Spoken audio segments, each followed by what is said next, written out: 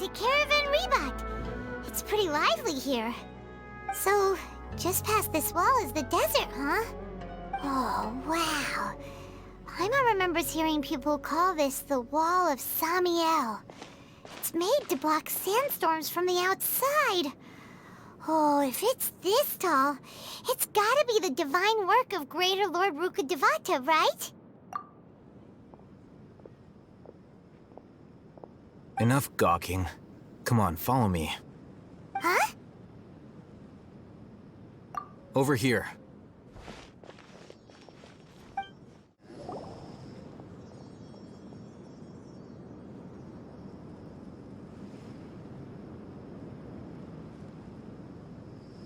What the...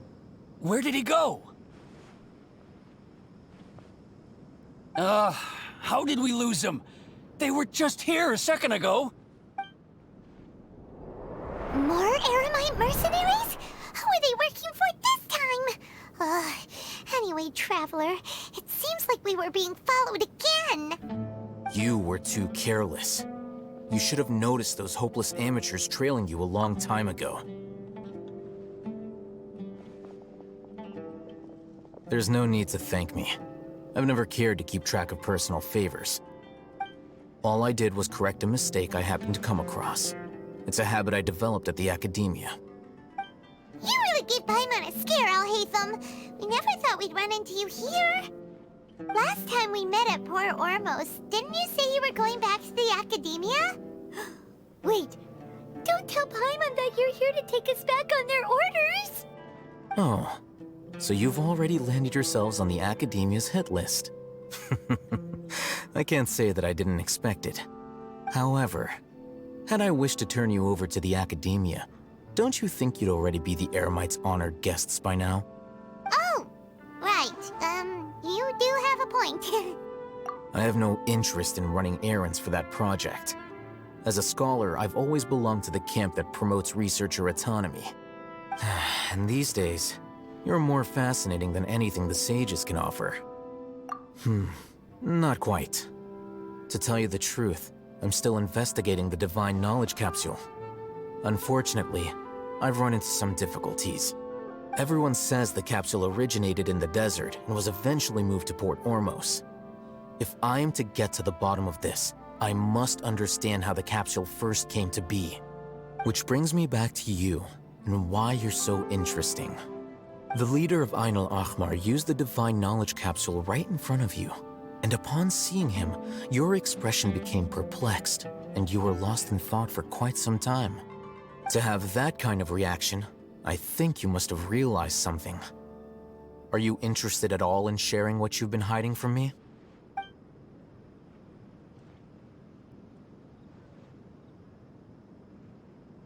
Alhaitham, you really have a ridiculous eye for detail. What kind of person even notices or remembers stuff like that? So that's your answer. Well, I do work for the Akademiya after all. So considering that, it is indeed wise to keep your cards close to your chest. But that does prove you do have some undisclosed information about the Divine Knowledge Capsule. Am I right? No matter. Rather than simply learning the answers from you, I'd still prefer to investigate on my own. Speaking of, you two are also headed to the desert? That's right! We have the same plan as you! But we don't really have any concrete goals at the moment. Then I'd suggest starting with Aru Village. It's the largest settlement in the desert, so it'll probably have more resources and intel than anywhere else. Well? It's always better to travel with someone you know. Let's go! Before us lies Aru Village, the safe haven of the desert folk. Whoa, this landscape is really something else. What a cool place! Let's go...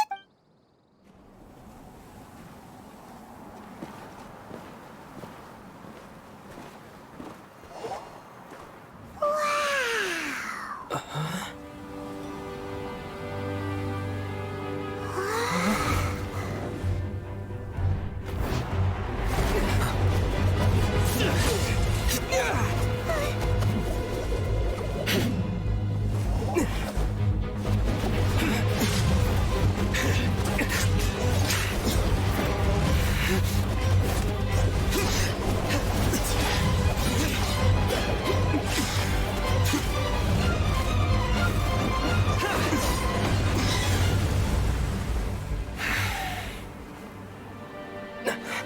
Sino.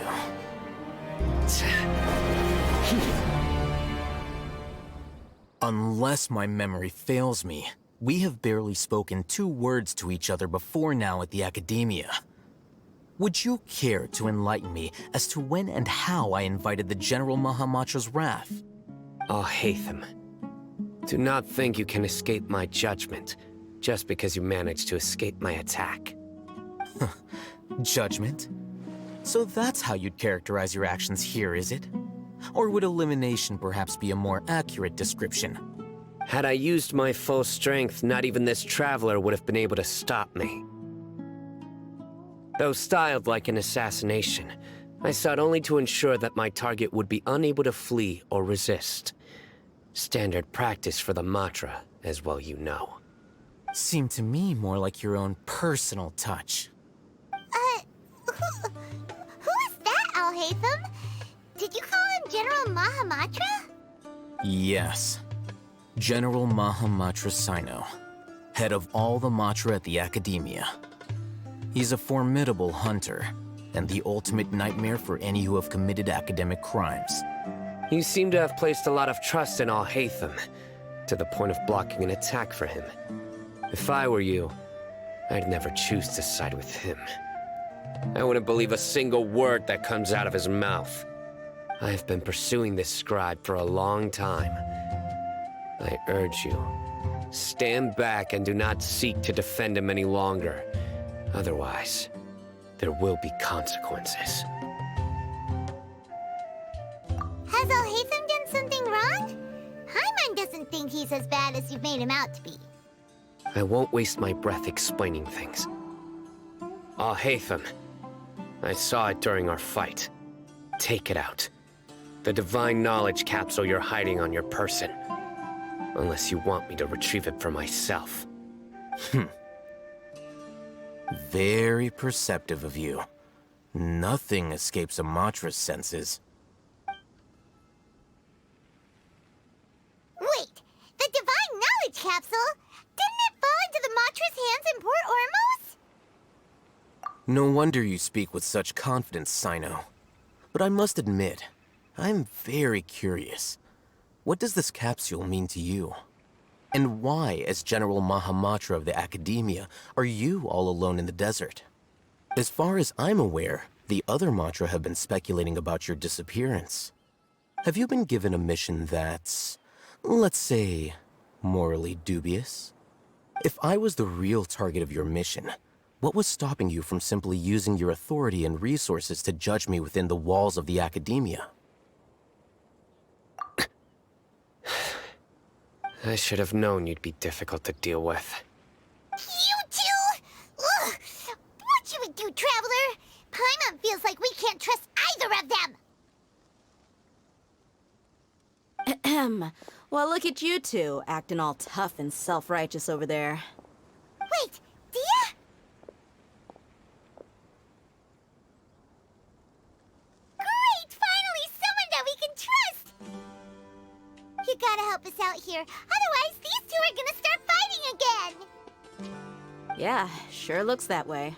2 giants from the Akademiya duking it out once and for all. Not something you get to see every day, that's for sure. Listen, I know you academic types love to fill up your big brains with self-righteous morality and lord your empty rules and virtues over each other. But how dare you bring your petty disputes into the safe haven of Aru Village? It seems like someone's gonna have to beat some sense into your thick skulls until you finally learn to respect these grounds.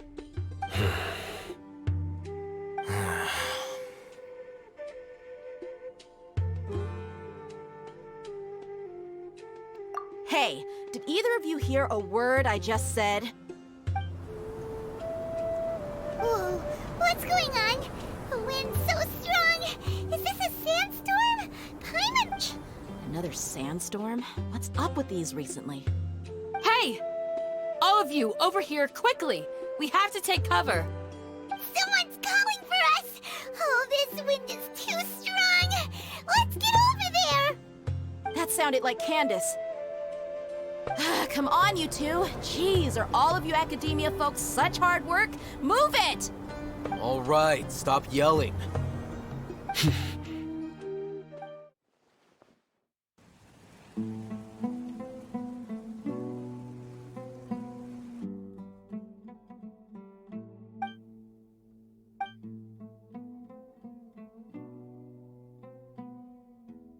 Well, this is pretty awkward. Hey, wanna play sardines with 3 people who wanna tear each other limb from limb? Sure, why not? Sounds fun.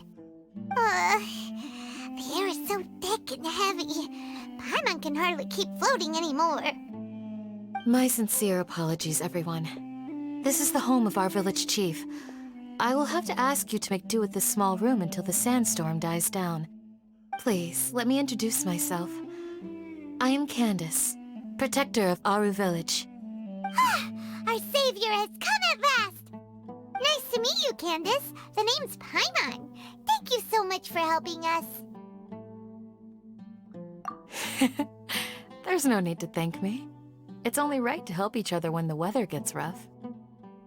Wow, she's so gentle and caring, like a nice older sister. Unlike those guys over there. All right. Now that we're all better acquainted, we should return to the topic at hand.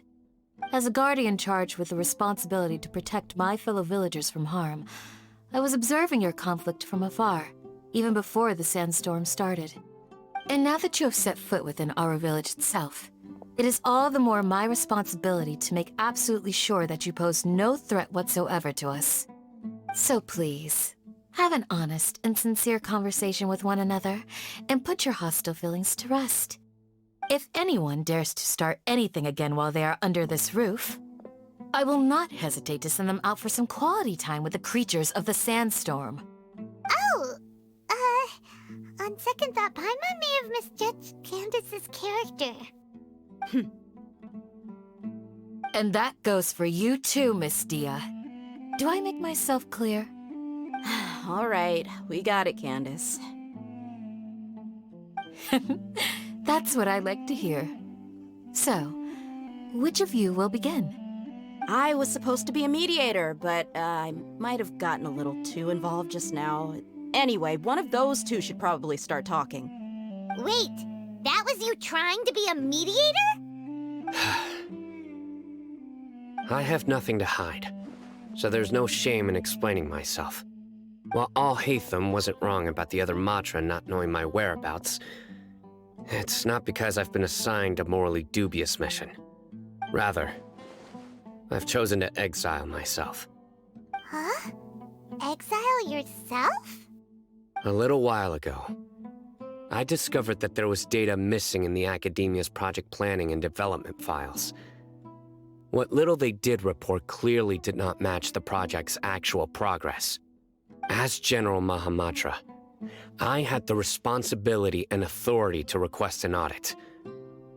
However, to my surprise, the person responsible for the erroneous data was none other than Grand Sage Azar himself. I tried to investigate the issue myself before submitting a formal audit request, but I soon found that all leads and potential pieces of incriminating evidence were carefully concealed from me. I began to realize that they were cautious of me from the very beginning. Unsurprisingly, the Grand Sage rejected my audit request as soon as the submission reached his desk. He even said to me, "The power of the General Mahamatra is granted by the sages. You have no right to judge us." So they really are up to no good. I realized then that to the Grand Sage, the Matra are nothing more than tools for the sages to assert and maintain their control over knowledge. The vows that we took, the principles that we strive to uphold, they are meaningless to the Akademiya of today. I believed it would be wise to flee the Akademiya before the sages had a chance to take action against me. This way, they can no longer see nor predict my actions. I will never give up on this investigation. There's no need for someone else to give me power or authority. Once I find the truth, I will administer judgment by my own name. Sino seems to have the same goal as us. We're all investigating the sages. guess now that he's no longer the General Mahamatra, he somehow feels a lot less scary. Well, Sino, if that's your story, then why did you see Alhaitham as a target? When I was investigating the matter in the Akademiya, I overheard a conversation between Alhaitham and a sage. The sages asked you to investigate a blonde-haired traveler. Do you dispute this, Alhaitham? What? Like many parts of the project, this assignment was undocumented. Now throw in your suspicious behavior with the Divine Knowledge Capsule, and I think we deserve an explanation. Yes. I was indeed tasked with investigating the Traveler. Alhaitham! After all, the promised reward was so great that hardly any scholar could have refused. The sage told me, once you've completed this assignment, I can give you a glimpse of divine knowledge. A most enticing offer. Unfortunately, those academics don't know me at all. Their words contained one key piece of information, namely that divine knowledge indeed exists. That gave me all I needed to know. From my perspective, the sages are far from trustworthy. Think about it. Isn't it a little strange they're so willing to share divine knowledge with anyone, even as a reward? So, I began my own investigation following the lead of the Divine Knowledge Capsule. In the end, I realized my wisdom in committing to this rather than collaborating with the sages. Had I been less guarded, I probably would have ended up like that Ain al-Ahmar mercenary, incapable of remaining sane for long enough to hold a conversation. You mean that the sages originally planned to dispose of you, using one of those capsules that drive people insane? I'd already given up on the assignment by then. I only told the Akademiya I was waiting in Port Ormos for you to appear so they wouldn't suspect anything. So it came as quite a surprise when I encountered my erstwhile target while investigating the Divine Knowledge Capsule. Criminals do love to talk about coincidences. Even though I ran into the Traveler by chance, I had no intention of providing assistance to the Akademiya. Also, you should remember, you were the ones who decided to follow me and strike up a conversation after I left that tavern. That's true. Alhaitham helped us out at Caravan Rebat as well. Maybe he's telling the truth. I'm willing to apologize, if that's worth anything to you. I took the Divine Knowledge Capsule behind your back because I judged its existence to be a significant risk.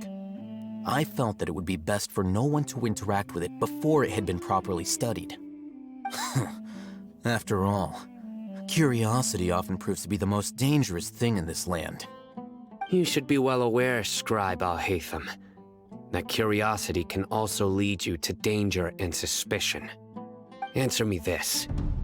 Did the sages share any information about their project with you? Have I not made myself clear? You and I are both distrusted by the Akademiya. Do you really think they would tell me anything?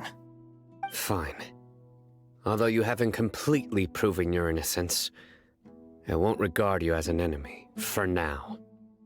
As you wish. Good. I'm glad to see you two clearing up your misunderstandings. And now you, Dia. I believe it's your turn. Oh, sorry. Whatever the boys were talking about must have been so boring that I spaced out. My situation is pretty straightforward. My employer, Dunyarzad of the Homayani family, is friends with the Traveler and is currently recovering from her illness at home. I had nothing going on, so I decided to return to Aru village for a visit. I was actually looking forward to a pretty exciting time getting back together with everyone here. But then I saw these two random guys in the middle of a pointless argument. It ticked me off, and things went downhill from there.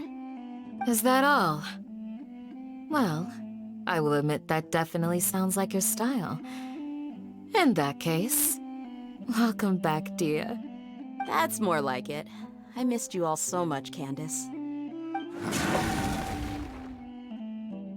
Whoa! What was that sound? No need to worry. Now that you're no longer at each other's throats, please make yourselves at home.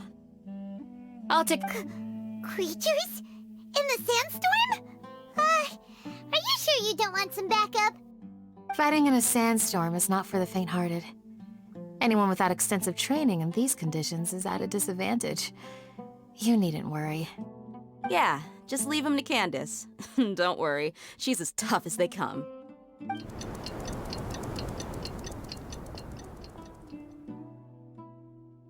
The wind's died down. That means the sandstorm's over, right? Candace still isn't back yet, though. Is she alright? Maybe we should go out and check on her. When you put it that way, even I'm starting to feel a little worried. All right, let's go. We've been here long enough, and the boys are as chatty as the floor. Ooh, Candace, you're still fighting? You've been out here dealing with these creatures the entire time? Yes.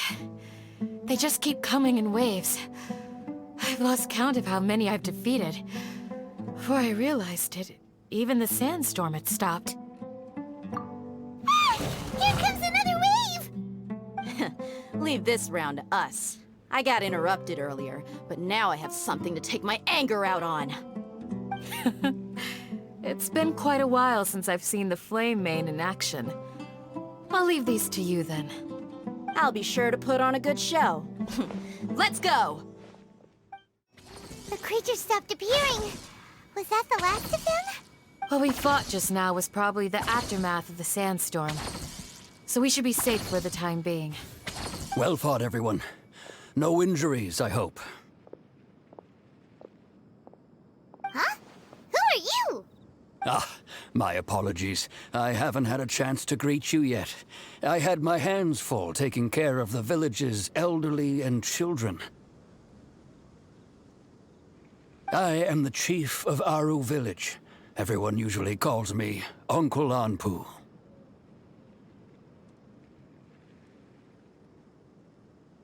Sir, I am also originally from the desert, but I have not been back for some time now. May I ask if such sandstorms are common? I can't say they've always been common, but recently the storms have become increasingly severe and frequent. Besides sandstorms, we also occasionally get earthquakes. According to an investigator who stayed in the village a while ago, these unusual natural phenomena are related to the withering of Irminsul. Another effect of Irminsul's withering. So, Irminsul's withering causes withering zones in the forest, and sandstorms and earthquakes here in the desert? Everything in the natural world is inextricably connected to Irminsul. These regional symptoms can indeed be a reflection of Irminsul's present state. Everyone in Aru village needs to take good care of themselves. Speaking of which, why haven't I seen a single village keeper since I got here? Village keeper? Who are they? Village guards like Candace? Does your curiosity know no bounds? Village Keeper is how Aru village refers to mad scholars exiled here by the Akademiya. Most of them are scholars who lost their sanity after a period of training in the Avidya forest. The Akademiya believes that their crazed mutterings may have a negative effect on the psyches of other scholars. So, they're forcibly exiled to the desert. Alas, that's exactly what we've been trying to investigate. One by one, the village keepers have been mysteriously disappearing without a trace. But no one in the village has ever seen them leave. If you're planning to stay around the village for the next few days, I'd appreciate it if you could keep an eye out for them. I've had encounters with those people in the past. I'll see what I can do to help. The Matra are the ones responsible for their exile. Now that you're no longer with them, are you trying to alleviate your guilt and atone for your past sins? Mock me if you will, but if you are guilty, I will eliminate you, regardless of my position or identity. Oh, you're the former General Mahamatra. You must be an expert in these kinds of investigations. Thank you for your help. Is it because you're reminded of Hypatia? Oh, these poor scholars. First they lose their sanity, now this! We need to help get them back home, safe and sound. But, is it really a good idea to tag along with Sino? You seem like you really don't trust him. I'll be grateful for the assistance. No doubt you will do a better job than some of my former subordinates. Let's start by finding a spot to share what we know so far.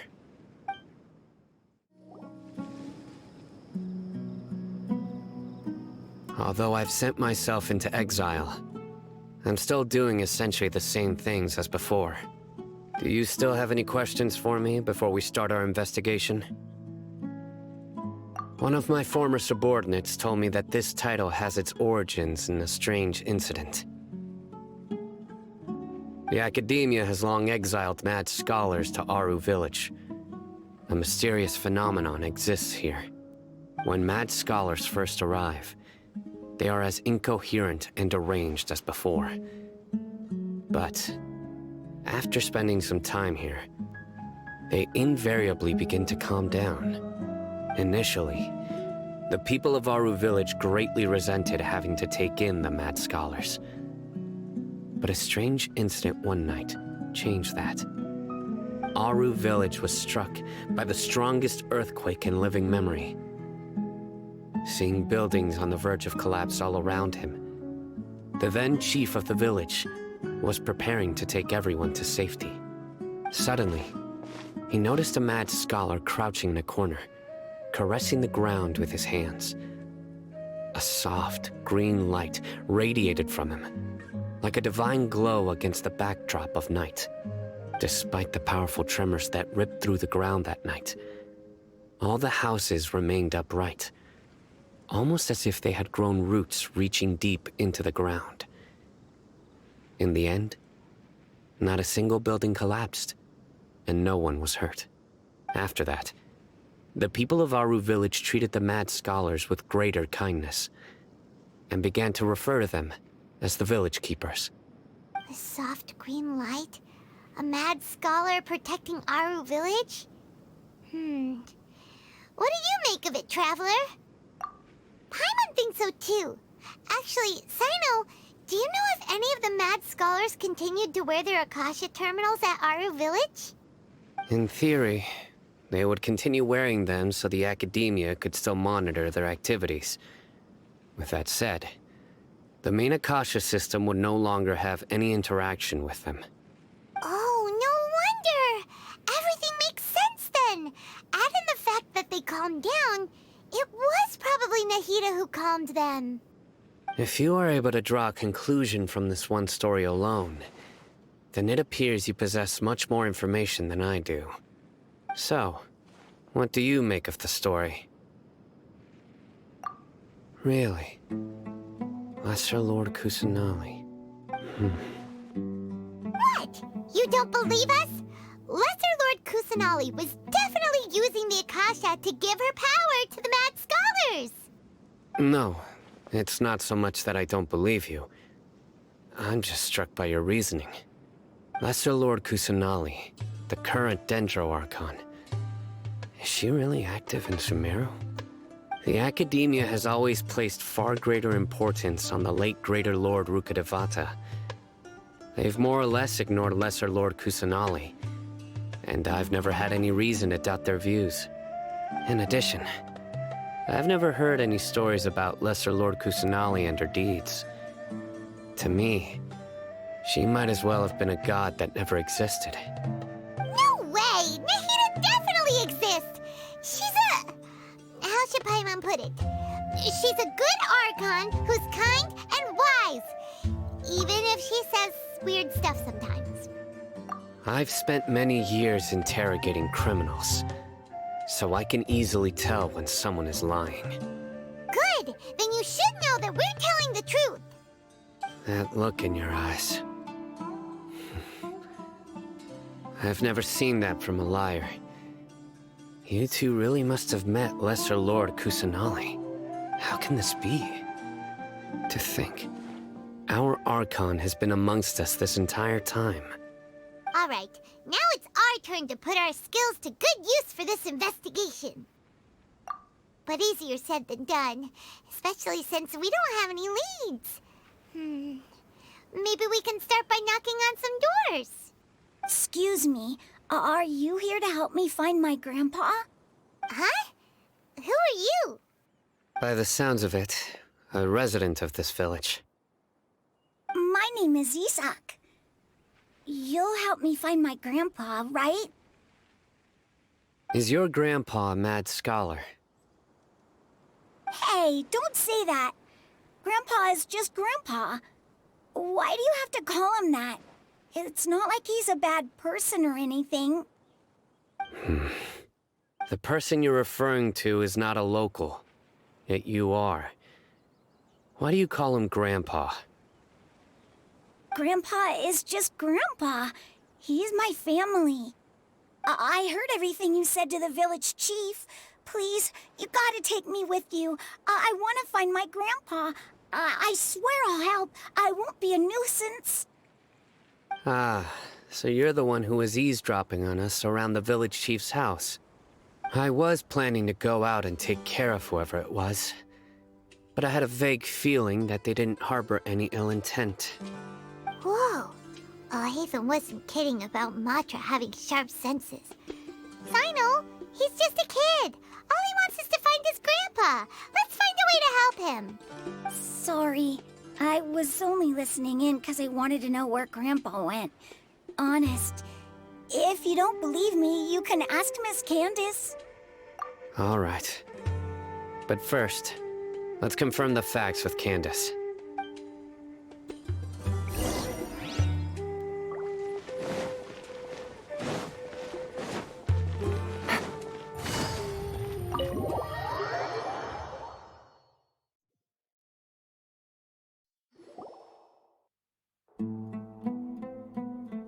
Sino is super vigilant.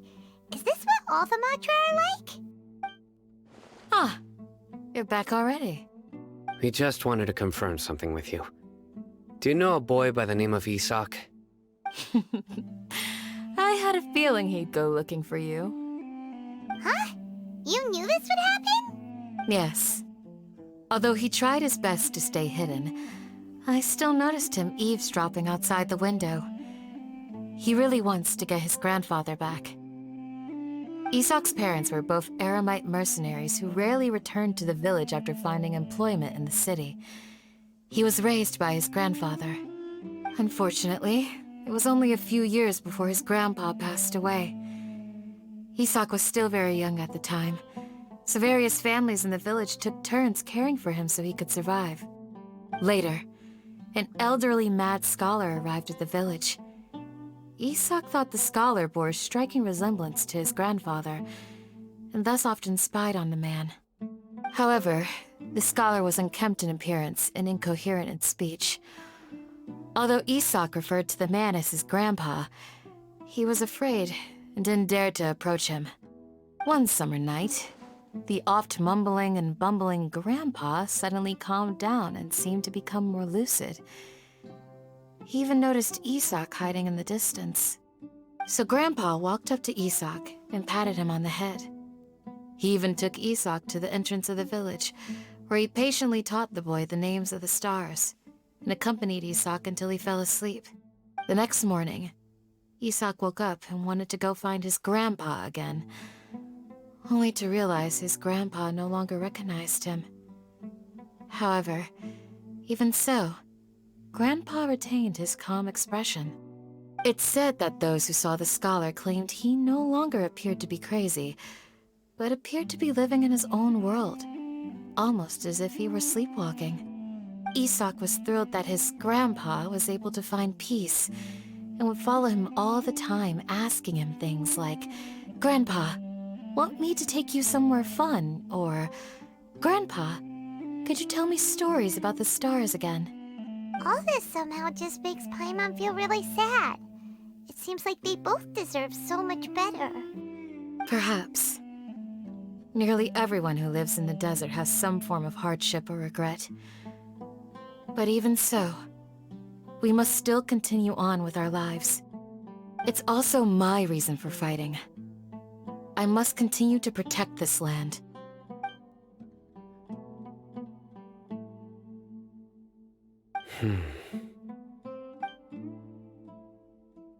Maybe the people have always had a considerate god watching over them. Huh? What did you say, Sino? No, nothing. As long as Esau keeps his word and doesn't get in our way, we can take him along. Perhaps you are more compassionate than I gave.